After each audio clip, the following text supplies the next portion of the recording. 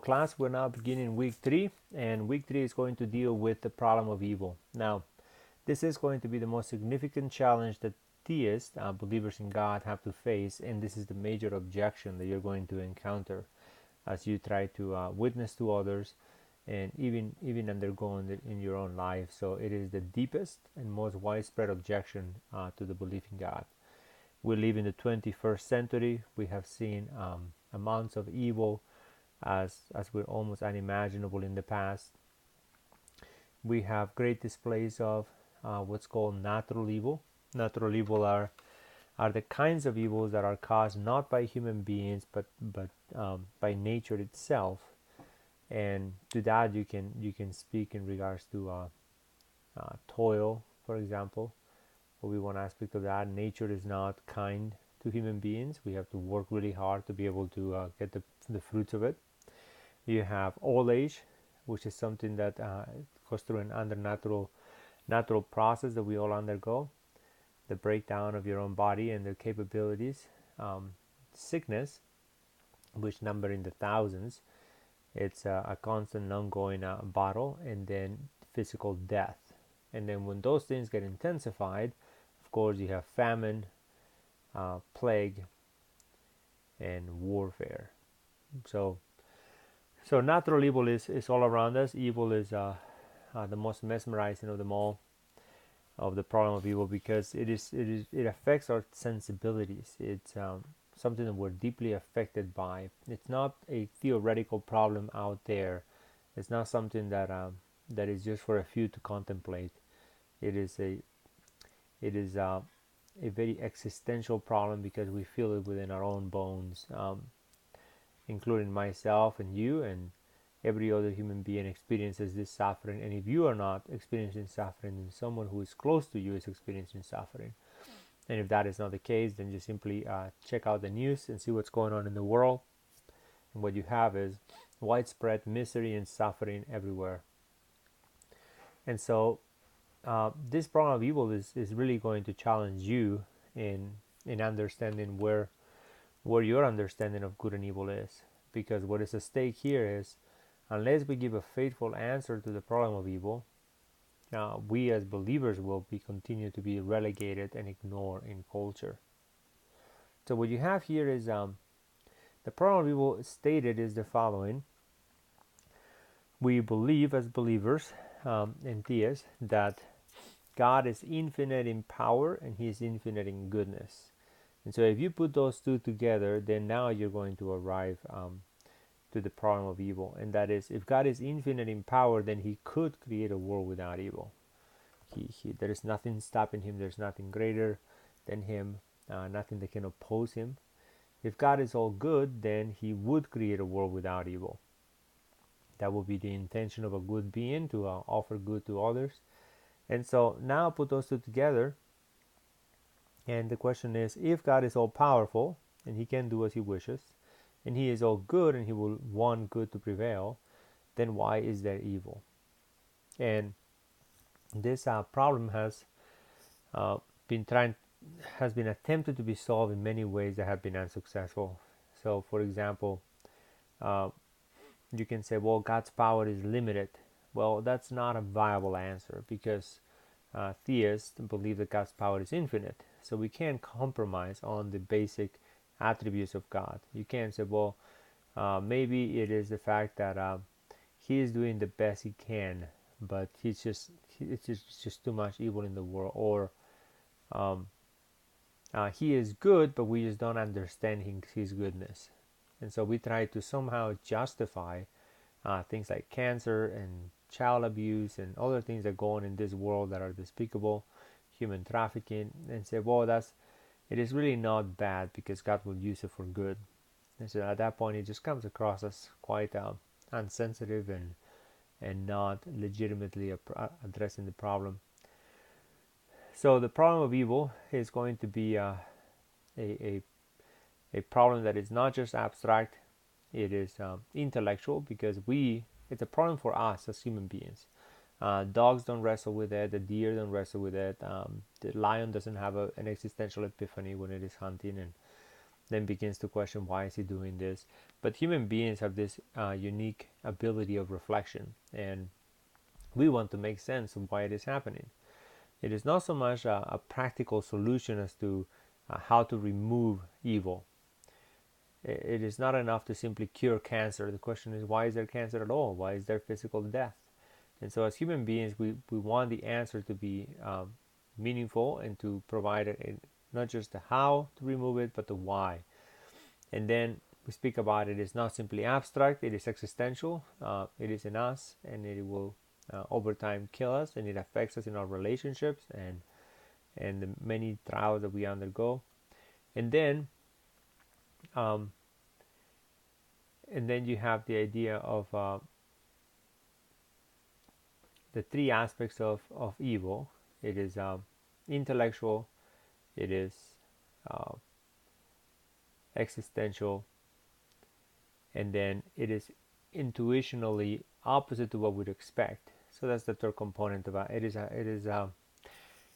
We naturally, when we go through life, the question usually arises, why did it have to happen? I mean, I can imagine a world in which there wouldn't need to be such cruelty. Um, there is something odd about injustice taking place, or evil men prospering while the good suffers. There is something off about it, and we intuitively tend to be repulsed by evil. That's why most of our movies end up with good overcoming evil, and we find that the twisted endings to be a bit disturbing. Why did it have to go that way? So what you have here is in the problem of evil, then the modern world is crying out for an answer. We have lived through Lisbon. Lisbon was an earthquake that took place in the 1750s, and it was a shock to Europe because in Lisbon there was an earthquake on a Sunday morning in Lisbon, Portugal, and what that entailed was about 30,000 people dead in a Sunday morning. So the churches that people would attend for worship collapsed on them, and the Europeans were utterly perplexed. They believed that punishment, the suffering, was punishment from God, but yet somehow those who are worshiping God get slaughtered by the thousands. So that was quite a controversial development, and then all sorts of explanations came about as to how to make sense of it. And then you fast forward, of course, and get to the 20th century. Not that it is unique in its expressions of evil, but the amount of it is what's so disturbing about the 20th century. So what you have here is World War One, of course, 10 million people killed, and the use of chemical warfare and the horrifying expression of that. So much so that ever since the European nations have made a treaty to not ever use chemical weapons in warfare. And then you have, of course, the Great Depression that came from that, and the agony that caused, and the amount of suffering, and the dehumanizing effect of being under want and not being able to satisfy the basic needs of human beings. And then you have, of course, World War II that came into the scene, and that just opened up a whole layer of the degree of suffering when you see human beings uh, exterminated another set of human beings because of their race. Nazism came about, all of those horrifying practices that they had. You have the development of the nuclear bomb, which now opens a new chapter in human history. We are always at the brink of the possibility of being annihilated if any of those powers were to be misused. And then you have expressions of horrifying acts by the Japanese in China with the rape of Nanking and experimentations on human beings, and and then just the sheer number of dead that occurred during World War II, 60 to 80 million people, it's estimated. And then, of course, now we have 9/11, where we thought that we were going to live in peace and affluence forever and ever in the Pax Americana, which began with the collapse of the Soviet Union in 1989 and 1991 finally. And all of a sudden, then we get attacked from the outside, and the attack is devastating. And so now we're encountered with a deeper sense of evil, which is ideologically based and religiously based. And it is not enough to simply go and bomb them. Now, you have now to deal with the questions and the differences and conflict of religious disagreement. So the problem of evil is just it just permeates our lives, and it quite you may you may come to a person at a different stage in life and in different forms, and you may leave an imprint that is psychologically too heavy to be burned. And so, what you may speak of is a parent dying, or a child dying, or a divorce. If your parents divorced when you were 18 and older, then you can cope with it. If your parent divorced when you were 6 or 7 years old, then the psychological burden of that and the incomprehensibility of why can humans just simply get along? Why do we have to be so disagreeable to each other? So, for this section of the problem of evil, I use the primary text in the history of the intellectual problem, and that is the book of Job. The book of Job, I will suggest that you read it through and through, and trying to make sense. There is a solution to the problem of evil there. There are some pseudo solutions that get disregarded, but I want you to engage with that book and read it as anew. If you want to begin to make sense of it, you should read the first chapter several times and get a sense of what the plot and the overarching context of it is, and then proceed and read chapters 1, 2, and 3, trying to describe what the conflict is between Satan and Christ and God, and also Job and his character. And so we'll spend some time trying to analyze, because he's going to be confronted by his wife and his 3 friends, and they are going to propose a solution to it, and then the Lord is going to reject them, and he's going to rebuke them himself. But then you have Elihu that comes later into the book, and then last of all comes God, and he is going to raise certain questions that are going to enable Job to see the error of his ways.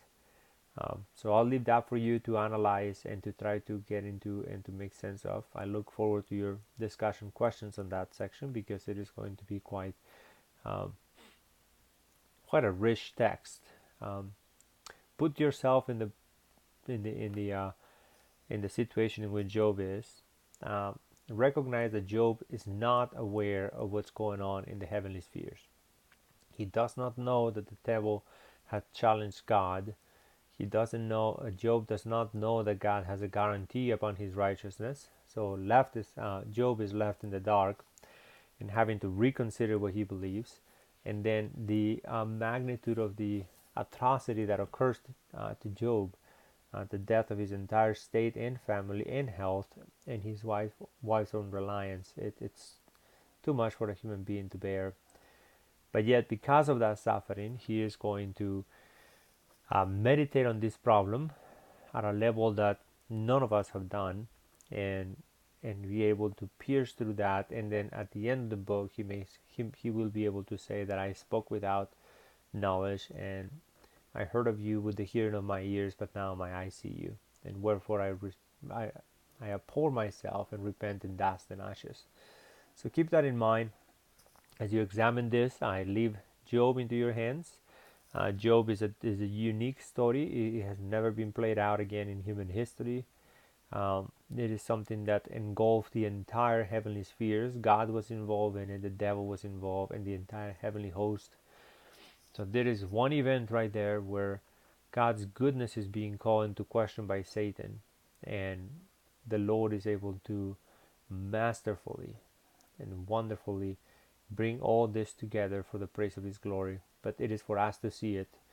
And then furthermore, God in his mercy was willing to write it down and to put it into historically it was Moses who wrote the book of Job down, and now has been preserved for us to meditate and learn from it. So this will be a good challenge for you, and I hope you enjoy it and have some sympathetic imagination. Imagine what it is to be him and what it is to have these questions in your life.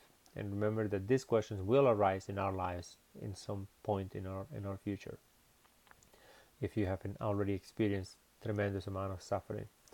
Okay, I'm gonna stop there, and I'm gonna continue on with a few other lectures. Bye.